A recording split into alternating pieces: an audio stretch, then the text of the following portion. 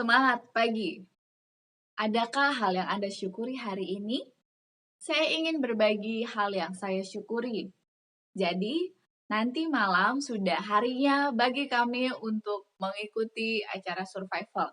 Jadi di sana pengumuman kakak pembina sampaikan untuk kami berkumpul pukul 7:30 di halaman gereja. Baru nanti di situ akan ibadah pembukaan bersama, lalu kami tidak tahu akan dibawa kemana. Karena survival ini mengajarkan kepada kami artinya bertahan hidup di hutan, tentunya untuk mengarahkan pikiran kami senantiasa kepada Tuhan, dan akan ada makna-makna yang diajarkan sepanjang perjalanan yang terhubung kepada Yesus dan firman Allah. Saya sudah persiapkan banyak barang, selain yang dibutuhkan dan juga barang-barang pribadi. Saya sudah atur di ransel gunung saya yang ukuran maksimalnya 60 liter. Cukup tinggi dan sangat berat. Dulu saya pernah gunakan juga ransel yang sama dan isi beratnya tidak sampai sesuai 60 kilo itu, tidak. Tapi cukup berat dan sama seperti ketika saya gunakan itu ke naik turun gunung pegunungan Papua di Wamena.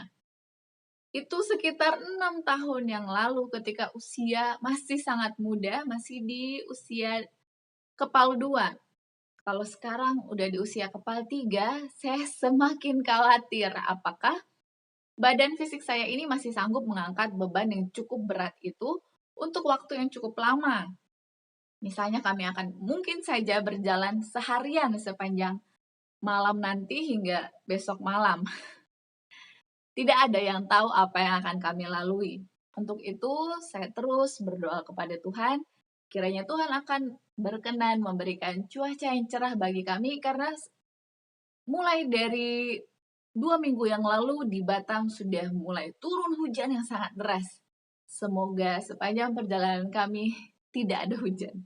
Itu harapan saya, tapi jika Tuhan mengizinkan hujan turun, saya juga berdoa kiranya Tuhan menyanggupkan kami, memberikan kekuatan dan juga kesabaran, karena bisa jadi jiwa korsa kami juga akan diuji sepanjang perjalanan nanti untuk tetap bekerja sama secara tim dan juga sabar, dan saya harus lebih dewasa menanggapi situasi-situasi yang akan terjadi nanti. Karena termasuk yang paling tua dari antara peserta perkemahan tersebut. Ada satu hal lagi yang harus saya persiapkan, yaitu membuat buku lagu. Kakak pembina sebenarnya tidak menyuruh yang susah-susah, yang penting ada daftar lagu-lagu dari buku pedoman kami di Lagu Sion edisi lengkap untuk dapat kami gunakan ketika ibadah-ibadah nanti. Baik itu ibadah untuk renungan pagi, renungan malam, ataupun sepanjang ibadah hari Sabat. Karena kami tidak mungkin membawa buku lagu yang cukup tebal. Jadi hanya dibuat saja beberapa rangkuman lagu-lagu dari tiap peserta. Jadi tiap peserta disuruh memilih 2 lagu. Kami ada 7 peserta, jadi kira-kira ada 14 lagu pilihan dari kami peserta, ditambah dengan lagu-lagu untuk ibadah yang lain. Kira-kira totalnya ada 21 lagu yang sudah terkumpul dari seorang peserta yang sudah bertanya kepada tiap-tiap peserta yang lain. Jadi saya sudah dapat chatting rangkuman lagu-lagunya. Saya tinggal nanti cari di internet liriknya dan lebih mudah bagi saya untuk copy paste ke Microsoft Word. Saya mulai berpikir, saya pengen buat buku lagu kayak buku beneran begitu. Ide di otak saya sepertinya gampang buatnya, tapi pada kenyataannya untuk membuatnya tidak semudah yang saya pikirkan. Saya mulai mencari lembaran kertas di buku yang sudah tidak terpakai, saya gunting kecil-kecil, jadi saya buat dulu contohnya, supaya nanti tidak salah-salah saat print. Jadi saya sudah gunting-gunting kertas yang tidak terpakai, saya gunting persegi-persegi panjang, karena nanti saya akan gunakan kertas HVS ukuran A4. Nanti saya akan bagi 3 satu lembar A4 itu. Jadi sudah saya gunting-gunting persegi panjang, saya stapler tengahnya supaya nanti ketika saya lipat 2, itu akan berbentuk seperti buku. Saya tulis di situ halaman demi halaman nomor-nomornya supaya saya tahu nanti misalnya halaman 1 temennya itu di halaman nomor berapa.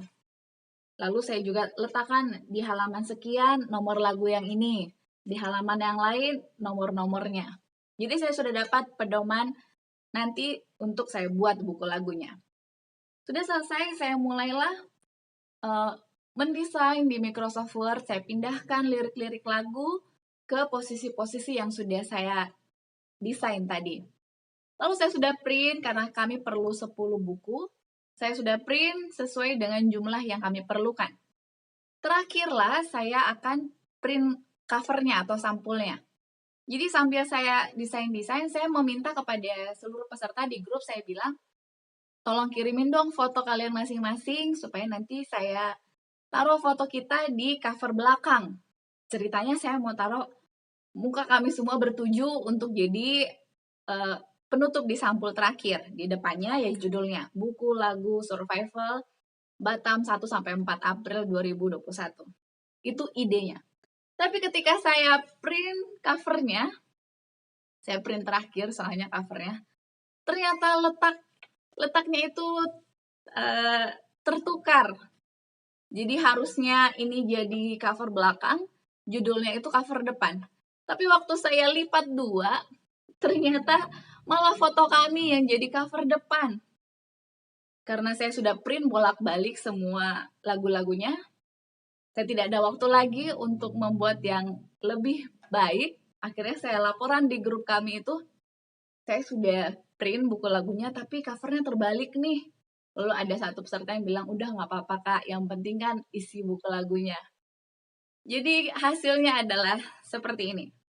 Ketika saya print, ternyata tinta kami ada warna-warna yang sudah tidak ada, jadi tidak bisa colorful. Inilah buku lagunya yang covernya terbalik. Tapi saya berterima kasih kepada Tuhan, saya masih bisa bikin daftar isinya, walaupun format daftar isi itu saya kerjain terakhir pas ngerjain skripsi. Tapi saya cari lagi di internet bagaimana cara membuat daftar isi.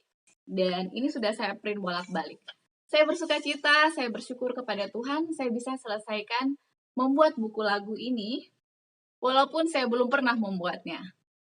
Jadi ternyata ketika kita senang untuk membuat sesuatu walaupun kita belum pernah membuatnya, tapi jika kita ada niat untuk mencoba, Tuhan akan selalu memberikan hikmat kepada kita bagaimana mewujudkannya.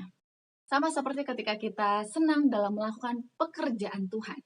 Meskipun kita tidak punya ilmunya, Tuhan akan bantu dengan segala cara memberikan kepada hikmat dan ilmu yang baru. Inilah hal yang saya syukuri. Saya ingin Anda pun memiliki hal yang Anda syukuri, hal-hal yang sederhana, mulailah dari hal yang kecil. Baiklah, kita sudah masuk di hari yang baru di bulan April. Di hari yang pertama ini, judul renungan pagi kita ialah Hati Kita Persembahan yang Terindah. Ayat intinya tertulis di dalam Amsal 23, ayatnya yang ke-26. Hai anakku, berikanlah hatimu kepadaku, biarlah matamu senang dengan jalan-jalanku. Penjelasannya, berikanlah kepada Allah persembahan yang paling indah yang mungkin bagimu untuk memberikannya. Serahkan hatimu kepadanya.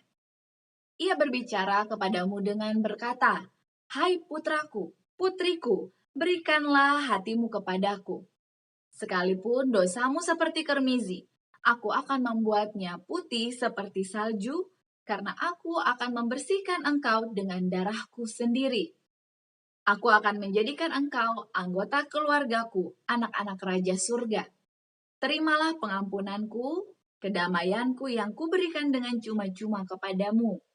Aku akan mengenakan kepadamu pakaian kebenaranku sendiri, pakaian nikah, dan melayakan engkau untuk perjamuan nikah anak domba itu.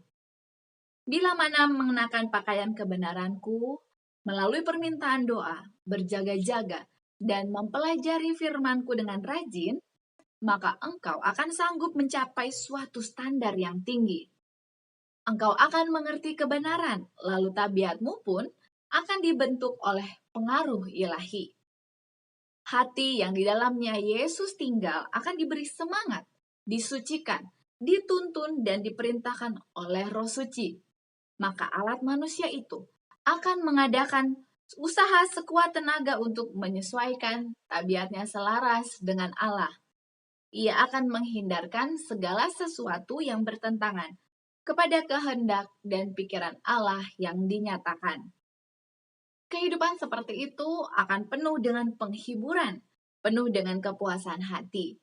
Karena engkau sedang membawa surga ke dalam hidupmu, damai sejahtera ke dalam jiwamu. Saya menyukainya, sehingga semua orang muda dapat mengerti betapa indahnya penyerahan hati yang muda kepada Allah. Betapa penuh kasih sayang malaikat-malaikat itu menjaga langkah-langkah orang muda yang takut akan Allah dan mengasihinya. Yesus mengenal mereka, dan teladan mereka menolong orang-orang muda lain untuk berbuat yang benar. Orang muda yang telah menyembunyikan di dalam hati dan pikiran suatu perbendaharaan firman Allah yang berisi amaran dan dorongan semangat, perbendaharaan mutiara, perjanjiannya yang indah-indah, yang darinya ia dapat mengambilnya setiap waktu, akan menjadi suatu saluran terang yang hidup. Aplikasinya bagi kita hari ini, terlebih kepada orang-orang muda, dan juga siapa saja, baik dalam usia tua maupun lanjut usia, kita semua dipanggil ke dalam pekerjaan Tuhan. Tuhan ingin agar kita memberikan hati kita sepenuhnya dan juga mata kita kepada jalan-jalan Tuhan. Jangan kita melirik keindahan dunia, karena semua itu akan lenyap pada akhirnya. Kita sudah melihat begitu banyak pandemi, cobaan, bencana, dan juga masalah-masalah kejahatan yang semakin banyak timbul di waktu sekarang ini. Itu merupakan tanda-tanda bagi kita untuk lebih mengikatkan diri kita kepada pekerjaan Tuhan untuk bekerja sebagai murid-muridnya, membagikan kebenarannya ke seluruh dunia. Mari kita lakukan hari ini. Slogan kita awali hari ini dengan renungan pagi. Saya percaya Tuhan punya banyak cara untuk menjawab doa kita.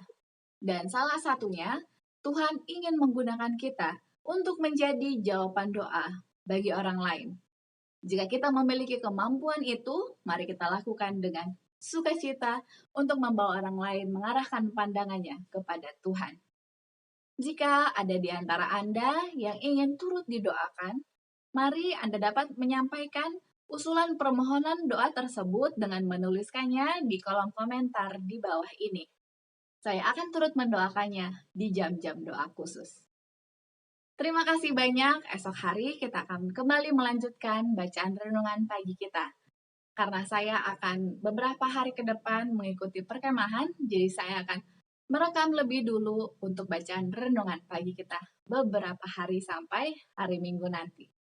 Sampai jumpa. Kiranya Tuhan senantiasa memberkati kita semua. Amin.